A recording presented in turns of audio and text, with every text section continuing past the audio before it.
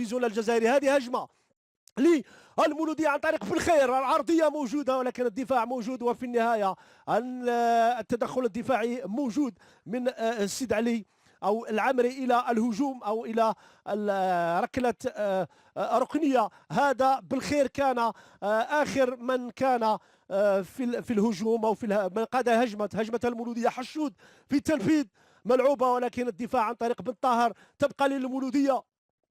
العمارة الآن إلى بن ساحة يتقدم داخل مناطق الجزاء، يراوغ، العرضية موجودة لكن الدفاع يتدخل، تبقى الكرة للمولودية. العمارة تسديدة على مرمى رحماني. هذا العمارة اللقب رقم 8 لفريق مولودية الجزائر.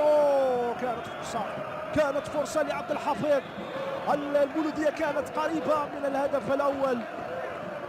عبد الحفيظ إذا يفوت على فريق المولودية هدف السبق، هذا الذي تشاهدون. 29 سنة، المهاجم الجديد في صفوف المولودية، لم تكن هناك وضعية تسلل. انطلق عبد الحفيظ ولكن تسديدته كانت ضعيفة جدا، لم تكن في مستوى التمريرة صراحة تصنع الفارق. والعمري منفذة من جديد، ضاعت الكرة، ضاع الهدف الأول على فريق شباب قسنطينة على زين الدين أو مباراكو زيدان. لاحظوا الكرة الماضية، الإعادة من هذه الزاوية أوضح. مباراكو كان قريبا من أمام الحارس الصالحي. لاحظوا الإعادة، خرج من خلف مرواني والكرة مرت في قليل عن القائم. العمري وشيبوب، من سينفذ؟ العمري بالتأكيد سينفذ، منفذة لكن طالت بعيدة عن مرمى صالحي، غير مركزة تماما من قائد فريق الشباب. يتلقى البطاقة الصفراء الثانية، فعلا بطاقة حمراء كما ذكرت وكما توقعت.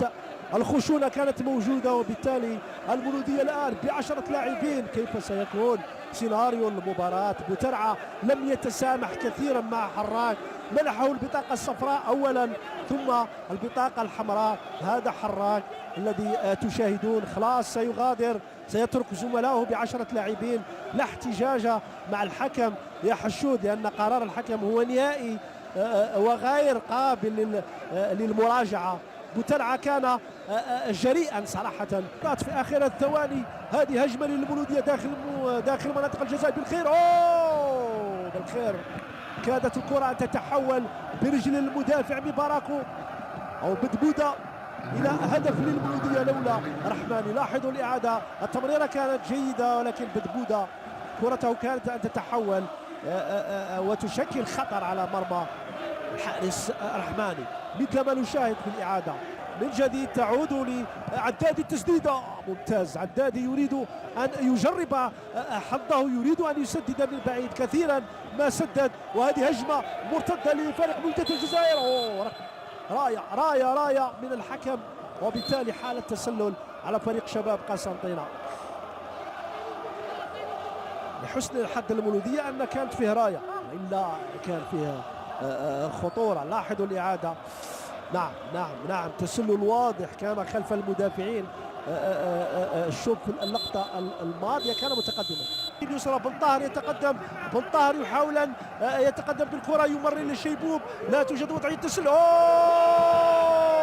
الهدف الأول ضاع، الهدف الأول للشباب ضاع بقدم بن طاهر في اللقطة الماضية مع بداية الشوط الأول. بداية نارية للسياسي في اللقطة الماضية. لاحظوا الإعادة، بن طاهر هو من كان وراء هذه الكرة، مرر للشيبوب، تبادل كروي ممتاز وكاد الشباب أن يفتتح النتيجة. لاحظوا الإعادة من هذه الزاوية، اللقطة والكرة كانت قريبة جدا من شباك فريق المولودية وحسرة من بن طاهر. لاحظوا الإعادة، تابعوا اللقطة الجميلة، اللمسة. عدادي الآن يحاول أن يمرر باتجاه فريوي، الترويض ولكن من دون خطأ يقول الحكم، من أمام المهاجم فريوي سامي. حاول أن يراقب الكرة بالصدر.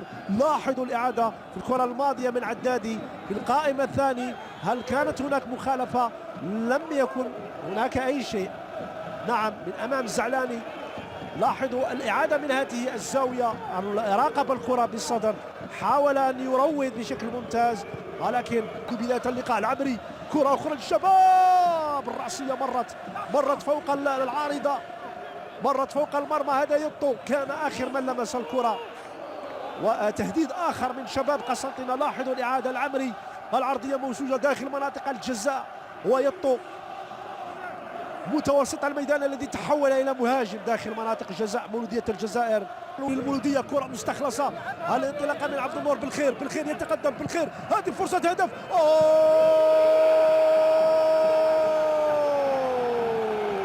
براهيمي يمنح المولودية التقدم في الدقيقة 60. مولودية الجزائر تفتتح مجال التهديف في الدقيقة 60. رائع المولودية، هجوم مرتد ونبيل نغيز بلا شك سعيد بهذا التقدم.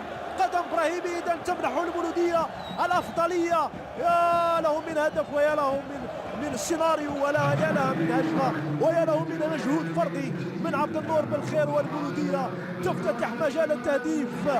ممتاز الكرة الماضية، لاحظوا الانطلاقة، المهارة موجودة من عبد النور بالخير، يراوغ، هنا اللمسة، هنا التسديدة، هنا الروعة، هنا الهدف، هنا بالخير متمركز بشكل ممتاز خلف المدافعين، ولكن العمل الكبير قام به بالخير. ورحماني صد الكرة في المرة الأولى ولكنه عجز عن صدها في المرة الثانية. هدف أول للمولودية بهذه الطريقة، بهذه الكيفية، يخالف كل التوقعات، يخالف كل السيناريوهات.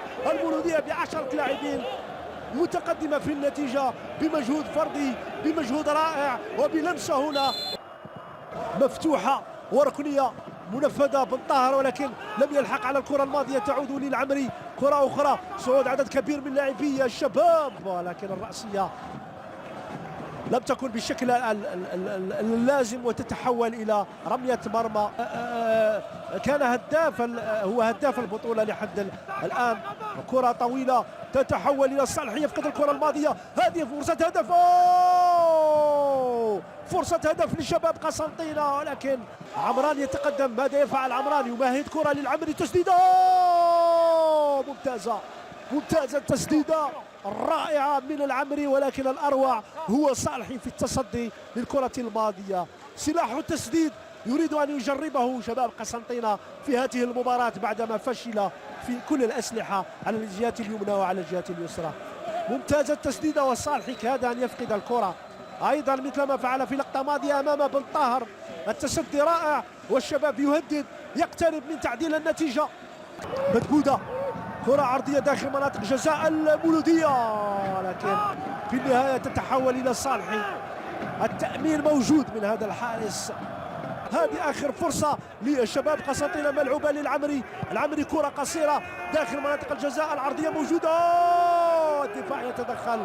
أعتقد أن المباراة انتهت، ما يزال الخطر، ما تزال الكرة مستمرة، ولكن هناك مخالفة وابتسامة وسعد وفوز وعناق حار بين لاعبين مولودية الجزائر.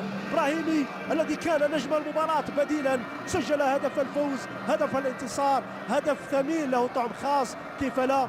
والمولودية صراحة لعبت أكثر من ساعة ب10 لاعبين، ولكن في النهاية فازت وسجلت بهدف وبقدم ذهبية من هذا الذي تشاهدون. يبتسم، من حقك أن تبتسم براهيمي، سجلت هدف الفوز أمام فريق كبير، فريق منظم، واحتجاج وغضب من العمري. خسارة مرة لفريق شباب قسنطينة.